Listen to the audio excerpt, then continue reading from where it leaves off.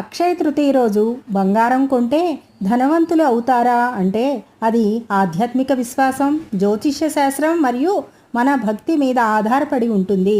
అక్షయం అంటే క్షయం లేనిది, అంటే ఎప్పటికీ తగ్గని శాశ్వతమైనది. ఈ రోజున చేసిన మంచి పనులు, దానం, జపం, పుణ్యకర్మలు అక్షయ ఫలితాన్ని ఇస్తాయనేది గట్టి నమ్మకం. ఈ రోజున బంగారం కొనడం అంటే శుభప్రదమైనదిగా భావించబడుతున్నది. ఇది లక్ష్మీదేవి అనుగ్రహానికి సూచకంగా భావించబడుతున్నది. కేవలం బంగారం కొనడం వల్లే ధనవంతులు అవుతారన్నది ఆచరణలో సాధ్యం కాదు. బంగారం కొన్నంత మాత్రాన ఒక్కసారిగా ధనవంతులు కాలేరు. కానీ ఆ రోజున మంచి సంకల్పంతో, భక్తితో ఏ పని చేసినా అది చిన్నదైనా శుభ ఫలితాన్ని ఇస్తుంది. శ్రమ, నమ్మకం, దేవుడి అనుగ్రహం కలిస్తే నిస్సందేహంగా సఫలమవుతుంది.